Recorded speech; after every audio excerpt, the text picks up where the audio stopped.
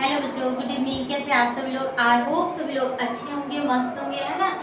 तो मैंने बहुत सारे टॉपिक करा दिए हैं, इसमें बहुत सारे इंपॉर्टेंट है, जैसे गॉस लॉ, कूलॉम्स लॉ, है ना, इलेक्ट्रिक डाइपोल मूवमेंट। तो जो लोग नहीं पढ़े हैं वो हमारे चैनल पे अपलोड है। आज जो लोग नहीं पढ़े हैं वो चैनल पे जाकर के पढ़ सकते हैं, और समझ में आए तो लाइक सब्सक्राइब करना नहीं भूलिएगा, है ना। तो मैंने कल की क्लास में क्या बताई थी? गॉस लॉ, है ना। गॉस लॉ क्या था? किसी बंद पृष्ठ से होकर गुजरने वाले विद्युत फ्लक्स का मान उस बंद पृष्ठ के अंदर उपस्थित कुल आवेश का 1/ε0 गुना होता है ना। गॉस का नियम क्या मैंने बताई थी? किसी बंद पृष्ठ से होकर गुजरने वाले विद्युत फ्लक्स का मान उस बंद पृष्ठ के अंदर उपस्थित कुल आवेश का 1/ε0 गुना होता है। यही ना गॉस का नियम है, गॉस प्रमेय यही है ना। तो ये मैंने कल बताई थी, ये गॉस साहब ने ये सूत्र दिए थे, लेकिन उन्होंने प्रूफ दो तरीके से किया था, है ना। गॉस साहब ने दो विधि द्वारा सत्यापन किया था इस फार्मूला को, फाई बराबर Q/ε0, है ना। तो फर्स्ट तो मैंने कल बताया दी थी, इसको सत्यापन करना ये कैसे आता है मैंने बताई थी ना। एक ये गोलीय पृष्ठ लेकर बताई थी ना कि कोई बिंदु Q है जहां से R दूरी पर कोई बिंदु P है जहां पर इलेक्ट्रिक डाइपोल विद्युत क्षेत्र की तीव्रता क्या है? 1/4 पाई ε0 Q/r², है ना। और इसके बीच की दूरी R है। तो R को त्रिज्या मानकर एक बंद पृष्ठ लेते हैं जिसे गोलीय पृष्ठ कहते हैं ना। और विद्युत फ्लक्स की परिभाषा से ये फार्मूला निकालना हमने कल की क्लास में बता दिया है, फर्स्ट विधि से, है ना। आज हम क्या पढ़ेंगे? सेकेंड मेथड से कैसे उन्होंने इसी को प्रूव करना, सेकेंड मेथड से कैसे प्रूव किए थे, है ना। तो इसके बारे में पढ़ेंगे। सेकेंड मेथड प्रूव करने से पहले एक और टॉपिक आती है उसमें, ठोस कोण, है ना, सॉलिड एंगल। तो उसके बारे में हम जान लेते हैं कि सॉलिड कोण क्या होता है ना, ठोस एंगल क्या होता है। क्या लिखेंगे हम? ठोस कोण, ठोस कोण, है ना।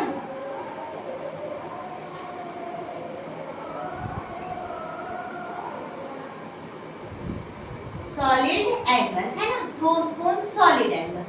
तो पहले गोलीय पृष्ठ के लिए ठोस कोण क्या होता है और अनियमित आकृति के लिए ठोस कोण क्या होता है ना।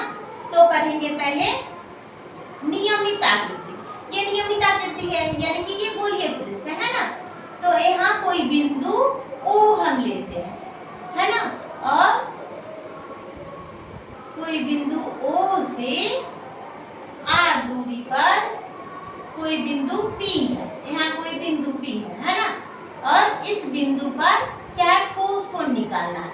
तो यहाँ पर विद्युत क्षेत्र की तीव्रता की दिशा, है ना, इधर हो जाएगा। और इस पृष्ठ का क्षेत्रफल, अल्प पृष्ठ के लिए क्षेत्रफल का यूज क्या करते हैं? dA का यूज करते हैं, d लगाते हैं, यानी कि अल्प पृष्ठ का क्षेत्रफल। और इसके बीच जो कोण बना वो क्या, कौन सा कोण बना? थीटा डिग्री, है ना। तो ठोस एंगल, है ना। तो ठोस एंगल क्या होता है कि एक बंद पृष्ठ लेंगे, है ना, एक बंद पृष्ठ लेंगे और उसमें R दूरी पर कोई बिंदु P है जहां विद्युत क्षेत्र की तीव्रता की दिशा इधर है और इस पृष्ठ का क्षेत्रफल इधर है। उस विद्युत क्षेत्र की तीव्रता और उसके पृष्ठ के बीच में एक कोण बनता है ना, वही कोण निकालना है। तो ये ठोस कोण होता है। DW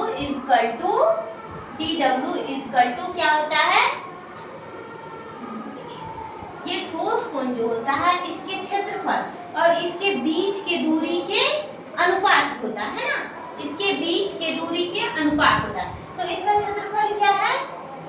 dA, और इसके बीच की दूरी क्या है? यहाँ R² में, यहाँ R है ना। ये बिंदु Q, यहाँ पर कोई बिंदु O है, O से R दूरी पर कोई बिंदु P है ना, कोई बिंदु P है जहां पर विद्युत क्षेत्र की तीव्रता और उस पृष्ठ के क्षेत्रफल के बीच थीटा टीडी का कोण बनता है ना।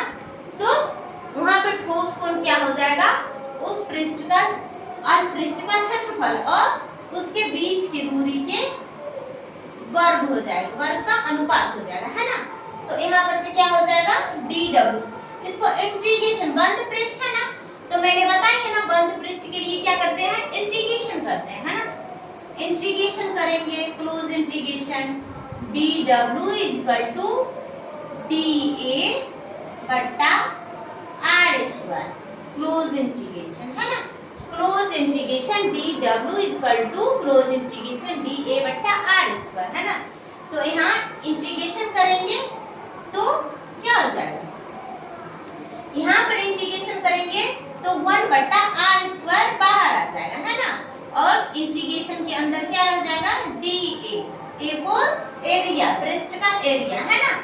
तो यहाँ क्या हो जाएगा ठोस कोण बराबर 1 बट्टा r स्क्वायर, है ना। और ये इसको अल्प पृष्ठ का अगर हम इंटीग्रेशन करते हैं तो पूरे पृष्ठ का क्षेत्रफल निकलता है, पूरे पृष्ठ का क्षेत्रफल निकलता है ना। ये इंटीग्रेशन करने पे a आ जाएगा, a पर पूरे पृष्ठ का क्षेत्रफल। तो ठोस कोण इक्वल टू 1 बट्टा r स्क्वायर, और ये क्या होता है, ये गोलीय पृष्ठ है, गोलीय पृष्ठ का क्षेत्रफल क्या होता है, गोलीय पृष्ठ का क्षेत्रफल क्या होता है 4 पाई r स्क्वायर, 4 पाई r स्क्वायर होता है। ये a फॉर एरिया, पूरे पृष्ठ का एरिया, पूरा पृष्ठ कैसा है गोलीय है ना। तो गोलीय पृष्ठ का एरिया क्या होता है 4 पाई r स्क्वायर। यहाँ देखिए r स्क्वायर से r स्क्वायर कट जाएगा तो ठोस कोण बराबर 4 पाई, है ना। तो ठोस कोण बराबर क्या हो जाएगा 4 पाई। इसी तरह हम अनियमित आकृति के लिए पढ़ेंगे, है ना। अनियमित आकृति, अनियमित आकृति मतलब, अनियमित आकृति मतलब कोई भी आकृति ले सकते हैं, है ना। ये फिगर इसके लिए था। अब हम लेते हैं अनियमित आकृति। अनियमित आकृति से कोई बिंदु है, वहां O से R दूरी पर कोई बिंदु P है जहां विद्युत क्षेत्र की तीव्रता और उस पृष्ठ के क्षेत्रफल के बीच कितना डिग्री का कोण बनता है, थीटा डिग्री का, है ना, थीटा डिग्री का। ये बिंदु P है, यहाँ बिंदु P है, ये R दूरी पर है ना। यहाँ पर कोई बिंदु O है, O से R दूरी पर, है ना, O से R दूरी पर कोई बिंदु P है ना। और उस बिंदु पर विद्युत तीव्रता और उस पृष्ठ के क्षेत्रफल के बीच थीटा डिग्री का कोण बनता है। तो ये अनियमित आकृति के लिए फिर ठोस कोण क्या हो जाएगा, सॉलिड एंगल,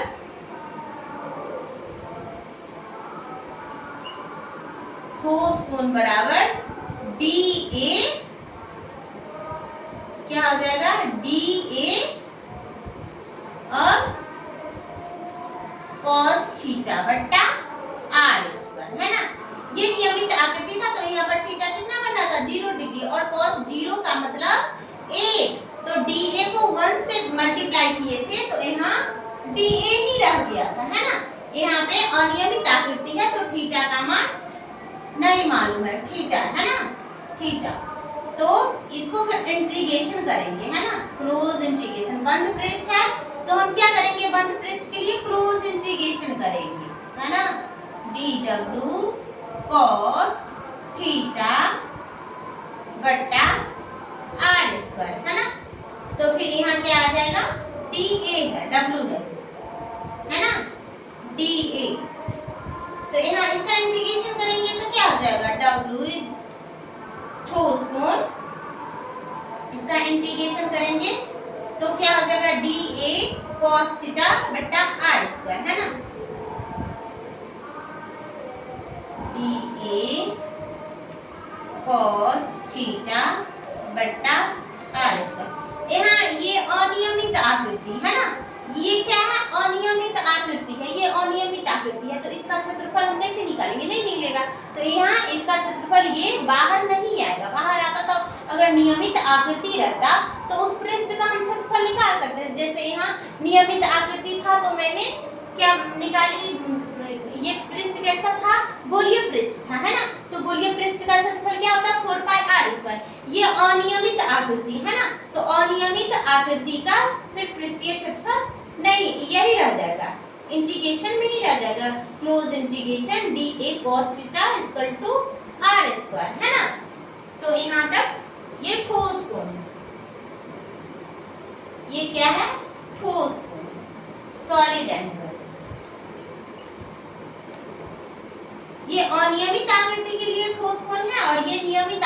ये ठोस गुण है ना। तो हम सेकेंड मेथड से जो कूलम्ब साहब का नियम क्या था, फाई इक्वल टू क्यू बट्टा एप्सिलॉन नॉट, यही था ना कूलम्ब साहब का नियम। तो ये सेकेंड मेथड से, एक मेथड से प्रूव करना मैंने कल बताई थी है ना, तो आज सेकेंड मेथड से प्रूव करना बताऊंगी कि ये phi equal to Q by epsilon naught कैसे आता है सेकेंड विधि द्वारा, है ना। तो उसमें ये सबका यूज होगा, एंगल का यूज होता है, सॉलिड एंगल का, इसलिए मैंने इस टॉपिक की चर्चा कर दी है ना। तो आप लोग ये इसको स्क्रीनशॉट ले सकते हैं है ना।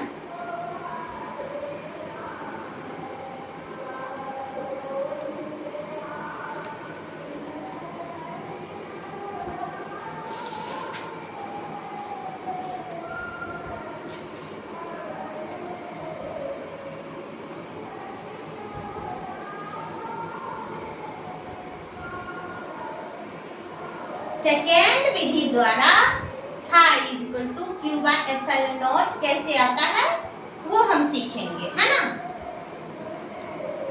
एक विधि द्वारा तो मैंने कल ही बता दी, अब सेकेंड मेथड से भी हम वो फॉर्मूला कैसे प्रूव कर सकते हैं है ना, तो वो हम सीखेंगे। क्या लिखेंगे यहाँ,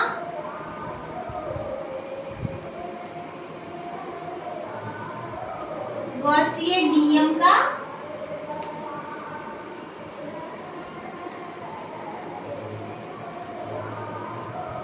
द्वितीय सत्यापन है ना, गॉसियन नियम का द्वितीय सत्यापन फर्स्ट मैंने कल बताई दी है ना। तो यहाँ भी हम क्या करेंगे, मैंने क्या कल बताई थी ना कि सरफेस वाला बताई थी ना, पृष्ठीय क्षेत्रफल वाला, मैंने पृष्ठीय क्षेत्रफल से कैसे आता है फाई बराबर क्यू बट्टा एप्सिलॉन नॉट है ना। तो ये मैंने बता दी थी। अब अनियमित आकृति से हम कैसे लेंगे है ना, अनियमित आकृति, तो एक अनियमित आकृति लेते हैं, अनियमित मतलब कुछ भी ले सकते हैं है ना, किसी भी तरह बना सकते, अनियमित आकृति है ना। ये अनियमित आकृति है, यहाँ कोई बिंदु, यहाँ से कोई बिंदु वो है जहाँ पर क्यू आवेश है, क्यू आवेश से r दूरी पर कोई बिंदु P है ना, जहाँ विद्युत क्षेत्र की तीव्रता और इसके अल पृष्ठ का क्षेत्रफल के बीच थीटा डिग्री का कोण बनता है ना। और यहाँ बीच की दूरी क्या है, माना कि एक अनियमित बंद आकृति है, उसके अंदर माना कि एक अनियमित बंद आकृति लेते हैं, उसके अंदर Q आवेश से r दूरी पर कोई बिंदु P है, जहाँ विद्युत क्षेत्र की तीव्रता E बराबर क्या होता है, 1/4 पाई एप्सिलॉन नॉट Q बट्टा r स्क्वायर है ना, ये निकाला मैंने बताई है ना।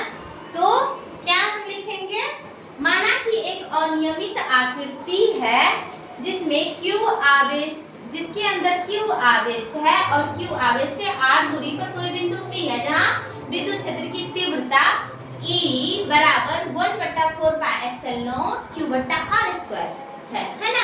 और इसके बीच कौन सा कोण बनता है, थीटा डिग्री का कोण बनता है, थीटा डिग्री का कोण बनता है ना। तो हम यहाँ क्या लिखेंगे,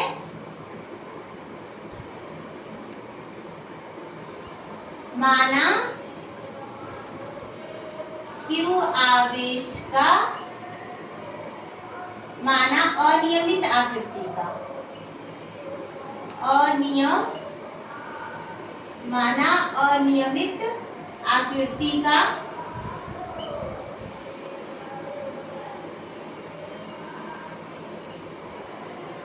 एक बंद पृष्ठ है ना, क्या है, अनियमित आकृति का एक बंद पृष्ठ है,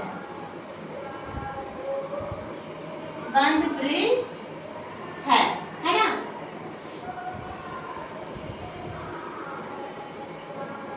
जिसमें Q आवेश से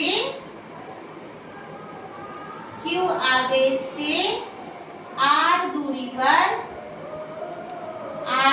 पर कोई बिंदु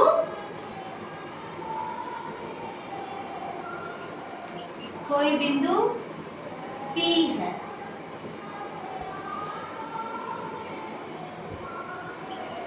बिंदु P पर विद्युत तीव्रता, बिंदु P पर विद्युत तीव्रता vector E equal to 1/4 pi epsilon naught Q बटा R स्क्वायर है ना। तो विद्युत फ्लक्स की परिभाषा से इतना हम लिख लेंगे। ये फिगर का एक्सप्लेनेशन है ना, ये फिगर जो मैंने बनाई है उसी को सेंटेंस में, जो फिगर मैंने समझाई है उसको सेंटेंस में लिख दिया है। माना कि अनियमित आकृति का एक बंद पृष्ठ है जिसके अंदर Q आवेश से R दूरी पर कोई बिंदु P है, जहां बिंदु P पर विद्युत क्षेत्र की तीव्रता E equal to 1/4 pi epsilon naught Q बटा R स्क्वायर है ना। तो यहाँ तक मैंने बता दी है। अब क्या लिखेंगे, विद्युत फ्लक्स की परिभाषा से, विद्युत फ्लक्स की परिभाषा से है ना, विद्युत फ्लक्स की परिभाषा से। विद्युत फ्लक्स का परिभाषा क्या था, फाई बराबर वेक्टर E। विद्युत फ्लक्स का परिभाषा क्या था कि किसी अल्प पृष्ठ के लिए विद्युत फ्लक्स का मान उस पृष्ठ की विद्युत तीव्रता और उस पृष्ठ के क्षेत्रफल का अदिश गुणनफल होता है ना। तो विद्युत तीव्रता E और उसके पृष्ठीय क्षेत्रफल के अदिश गुणनफल के बराबर होता है क्या, विद्युत फ्लक्स। विद्युत फ्लक्स को हम फाई से सूचित करते हैं है ना, विद्युत फ्लक्स को हम फाई से सूचित करते हैं। तो यहाँ क्या हो जाएगा, phi equal to E D A cos theta है ना, phi equal to E D A cos theta. अब हम इंटीग्रेशन करेंगे है ना। बंद पृष्ठ है, अनियमित आकृति का है लेकिन बंद पृष्ठ है, तो बंद पृष्ठ के लिए हम कौन सा इंटीग्रेशन करते हैं, क्लोज इंटीग्रेशन है ना। तो हम दोनों तरफ क्लोज इंटीग्रेशन करेंगे। बंद आकृति के लिए क्लोज इंटीग्रेशन करते हैं तो उससे पहले डी लगाते हैं ना। ये पूरे पृष्ठ से गुजरने वाले विद्युत फ्लक्स है, ये पृष्ठ अल्प पृष्ठ के लिए विद्युत फ्लक्स है ना। तो क्या हो जाएगा, close integration E D A cos theta है ना, E D A cos theta. इसका इंटीग्रेशन करेंगे तो फाई आएगा है ना। क्लोज इंटीग्रेशन डी फाई को बाहर निकालेंगे तो फाई आ जाएगा है ना। और यहाँ पर क्या आ जाएगा, क्लोज इंटीग्रेशन E का मान क्या होता है, विद्युत क्षेत्र की तीव्रता क्या होता है, 1/4 पाई एप्सिलॉन नॉट Q बट्टा R स्क्वायर है ना, Q बट्टा R स्क्वायर E का लिख दिए। उसके बाद क्या है, D A cos थीटा है ना, D A cos थीटा। तो फाई इक्वल टू यहाँ पर ये निकालेंगे Q बट्टा 4 पाई एप्सिलॉन क्लोज इंटीग्रेशन के बाहर आ जाएगा है ना, Q बट्टा 4 पाई एप्सिलॉन नॉट क्लोज इंटीग्रेशन के बाहर आ जाएगा है ना। और close integration D A cos theta बटा R है ना। वहाँ कैपिटल R माने है तो यहाँ भी कैपिटल R ही होगा। वहाँ पे विद्युत क्षेत्र की तीव्रता में जो दूरी मानेंगे वही ना रहेगा, तो वहाँ हम कैपिटल R माने हैं तो यहाँ भी कैपिटल R दे देते हैं है ना। तो ये क्या हो जाएगा, 1/4 पाई एप्सिलॉन नॉट Q बटा R स्क्वायर। तो Q बटा 1/4 पाई एप्सिलॉन नॉट बाहर आ जाएगा है ना। और ये क्या है, ठोस कोण है ना, तो इसको निकालना हम अभी बताए हैं है ना। इसको ये अभी तुरंत निकाले हैं इतना का मान। तो फाई इक्वल टू क्या हो जाएगा, Q बटा 4 पाई एप्सिलॉन नॉट। और इतना का मान हमने क्या बताया, क्लोज इंटीग्रेशन ये ठोस कोण का मान इतना निकाले ना। अनियमित आकृति के लिए अभी हम ठोस कोण निकाले हैं ना, अनियमित आकृति के लिए ठोस कोण का मान क्या निकाले हैं, D A cos theta by R square. तो यहाँ भी वही देंगे, D A cos theta by R square. इसको क्या हो जाएगा, ये ठोस कोण का मान निकला है ना, तो इतना के जगह हम ये ठोस कोण दे सकते हैं ना, तो फाई इक्वल टू क्यू बटा 4 पाई एप्सिलॉन नॉट। इसको इंटीग्रेशन करेंगे तो ये आएगा है ना, इंटीग्रेशन करेंगे तो क्या आ जाएगा, ठोस कोण। नियमित आकृति के लिए ये छोटा सा, इसमें एक छोटा सा भाग का ये ठोस कोण है ना, डी जहां लगा है इंटीग्रेशन के अंदर, तो एक छोटा सा भाग का ठोस कोण है, हमको तो पूरे पृष्ठ का ठोस कोण निकालना है ना, तो पूरे पृष्ठ का ठोस कोण, इसको इंटीग्रेशन से बाहर करेंगे तो ये आ जाएगा है ना। और अभी हमने नियमित आकृति के लिए ठोस कोण का मान क्या बताया है, क्यू बटा ये क्या हो जाएगा, क्यू बटा 4 पाई एप्सिलॉन नॉट। और इसका मान अभी हम नियमित आकृति के लिए ठोस कोण का मान बताए थे ना, W बराबर क्या बताए थे, अभी ठोस कोण बताए थे ना, W बराबर 4 पाई। तो ये यहाँ पे इसके जगह पे हम इतना लिख सकते हैं ना, क्या लिख सकते हैं, 4 पाई है ना, 4 पाई। अब देखिए यहाँ 4 पाई से 4 पाई कट गया, अब क्या बचा, Q बाय एप्सिलॉन नॉट। ये चिन्ह दीजिए या नहीं भी दीजिए है ना, तो अब क्या बच गया, फाई इक्वल टू क्यू बटा एप्सिलॉन नॉट। यही ना गॉस का थ्योरम है, गॉस का नियम यही ना है, हमको तो यही प्रूव करना था। एक तरीका से मैंने कल प्रूव की थी, phi equal to Q by epsilon naught है ना, और दूसरी तरीका से आज भी प्रूव हो गया, यही प्रूव करना था ना, phi equal to Q by epsilon naught. तो कल मैंने नियमित आकृति के द्वारा प्रूव की थी है ना। तो गॉस के प्रथम नियम सत्यापन में मैंने एक नियमित आकृति ली थी है ना, और उस मेथड से कैसे हुआ था वो हम कल के क्लास में बताई थी। लेकिन सेकेंड गॉसियन नियम का द्वितीय सत्यापन, इसके लिए हम एक अनियमित आकृति का बंद पृष्ठ लेते हैं है ना, और अनियमित आकृति का बंद पृष्ठ लेते हैं तो इसमें एक ठोस कोण आता है। तो मैंने पहले ठोस कोण के बारे में बता दी कि ठोस कोण क्या होता है ना, नियमित आकृति के लिए ठोस कोण क्या होता है। ये नियमित आकृति के लिए ठोस कोण था है ना, ये नियमित आकृति के लिए ठोस कोण था, ये नियमित आकृति के लिए ठोस कोण था है ना। तो ये यहाँ पर इतना आया और इतना की जगह हम ये दे सकते हैं, ठोस कोण बराबर 4 पाई होता है, तो यहाँ पे ये ठोस कोण जो था नियमित आकृति, उसके जगह हम 4 पाई दे सकते हैं है ना। तो 4 पाई से 4 पाई कट गया, तो फाई इक्वल टू क्या आया, क्यू बाय एप्सिलॉन नॉट है ना। तो ये समझ गए होंगे है ना। तो अनियमित आकृति पहले लिए, तो हम यहाँ क्या लिखे, माना अनियमित आकृति का एक बंद पृष्ठ है, ये अनियमित आकृति का एक बंद पृष्ठ है जिसमें Q आवेश से r दूरी पर कोई बिंदु P है। बिंदु P पर विद्युत क्षेत्र की तीव्रता E equal to 1/4 pi epsilon naught Q बटा r स्क्वायर है ना। विद्युत तीव्रता ये कैसे आया मैंने पढ़ाई है, मैंने बता रखी है। तो जो लोग ये नहीं देखे हैं तो वो चैनल पर जाकर के देख लीजिए कि विद्युत क्षेत्र की तीव्रता निकालना हम कैसे बताएं है ना। तो ये अपने मन से नहीं लिख दिया, मैंने प्रूफ की थी, निकाल के बताई थी कि ये कैसे आया। तो यहाँ पर विद्युत क्षेत्र की तीव्रता क्या था, 1/4 पाई एप्सिलॉन नॉट Q बटा r स्क्वायर। और इसके अल्पपृष्ठ का पहले क्षेत्रफल निकालेंगे तब पूरा का निकालेंगे है ना। तो अल्पपृष्ठ का क्षेत्रफल के लिए क्या हो जाएगा, d है ना, और उसके बीच थीटा डिग्री का कोण बनता है। तो मैंने यही लिखा कि माना अनियमित आकृति का एक बंद पृष्ठ है जिसमें Q आवेश से r दूरी पर कोई बिंदु P है।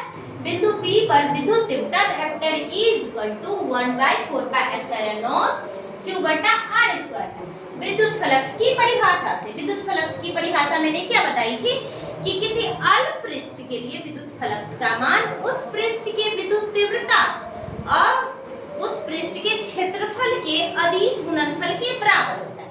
वही मैंने यहाँ लिखा है कि विद्युत फ्लक्स को फाई से सूचित करते हैं, phi equal to vector E और वेक्टर D के अदिश गुणनफल के बराबर होता है। ये डॉट का चिन्ह हटाएंगे तो cos थीटा आएगा है ना, क्योंकि अदिश गुणनफल है तो cos थीटा आएगा। तो phi equal to EDA cos theta. और वो पृष्ठ कैसा है, बंद पृष्ठ है ना। ये पृष्ठ कैसा है, बंद पृष्ठ है। तो बंद पृष्ठ के लिए हम क्या करते हैं, क्लोज इंटीग्रेशन करते हैं। तो हम क्लोज इंटीग्रेशन किए तो यहाँ पर क्या आया, क्लोज इंटीग्रेशन किए तो डी फाई का क्लोज इंटीग्रेशन करेंगे तो फाई आ जाएगा विद्युत फ्लक्स। इसका इंटीग्रेशन करेंगे, ई का मान पहले देंगे, विद्युत क्षेत्र की तीव्रता E4, विद्युत क्षेत्र की तीव्रता क्या है 1/4 पाई एप्सिलॉन नॉट Q/r² और dA cos थीटा मैंने लिख दी। उसके बाद फाई इक्वल टू, देखिए यहाँ क्लोज इंटीग्रेशन में ये बाहर आ जाएगा, Q/4 पाई एप्सिलॉन नॉट को हम बाहर ले लेते हैं, Q/4 पाई एप्सिलॉन नॉट को बाहर ले लिए और इंटीग्रेशन में क्या बचा dA cos थीटा बट्टा r², dA cos थीटा बट्टा r² है ना। तो ये अनियमित आकृति के लिए ये ठोस कोण था। ये क्या था? अनियमित आकृति के लिए ठोस कोण। अभी मैंने बताई है अनियमित आकृति के लिए ठोस कोण क्या था, close integration dA cos theta equal dA cos theta bye r² है ना। तो यहाँ फाई इक्वल टू क्या हो जाएगा, phi equal to Q/4 pi epsilon naught और ये क्या था अनियमित आकृति के लिए ठोस कोण का मान क्या था, है ना। तो इसको हम अगर इंटीग्रेशन करते हैं तो ये आ जाएगा, है ना, ठोस कोण आ जाएगा। तो ठोस कोण का मान भी हमने निकाला बताया है कि 4 पाई होता है। तो इसके जगह हम 4 पाई देंगे, 4 पाई से 4, ये तो ऐसे ही आ रहा है ना, Q/4 पाई एप्सिलॉन नॉट ये तो वहीं से आ रहा है ना। तो ये तो समझ ही गए होंगे Q/4 पाई एप्सिलॉन नॉट। और ये ठोस कोण की जगह ये भी मैंने अभी ही बताई थी कि नियमित आकृति के लिए ठोस कोण बराबर 4 पाई होता है। तो ठोस कोण की जगह 4 पाई दे देंगे, 4 पाई से 4 पाई कट जाएगा, फाई इक्वल टू Q/एप्सिलॉन नॉट, यही होता है गॉस का नियम। और मैंने सेकंड मेथड से भी प्रूव करना बता दिए, है ना। तो हमें तो लगता है सभी बच्चों ने क्लास में ही सीख लिए होंगे, है ना। तो बस एक बार रिवीजन करना रहता है, बाकी आपको क्लास में ही याद हो जाएगा, है ना। तो आज तक के लिए इतना ही, फिर नेक्स्ट क्लास में मिलते हैं, तब तक के लिए बाय, है ना, बाय बाय, टेक केयर। और आप लोगों को अगर मेरी क्लास अच्छा लगे तो प्लीज सब्सक्राइब जरूर कीजिएगा और अपने दोस्तों में शेयर कीजिएगा, ताकि जिन बच्चों लास्ट में जाके बच्चे लोग ये हो जाते हैं कि हड़बड़ा जाते हैं कि मैंने ये नहीं पढ़ा, वो नहीं पढ़ा, अब क्या है। तो जो बच्चों ने ध्यान नहीं दिया वो अभी से हमारे चैनल से अगर जुड़ रहे हैं तो उनका भी मार्क्स अच्छा हो जाएगा फिजिक्स में, है ना। लास्ट एग्जाम में आपका जो है आप अच्छा स्कोर कर सकते हैं, है ना। तब तक के लिए बाय बाय।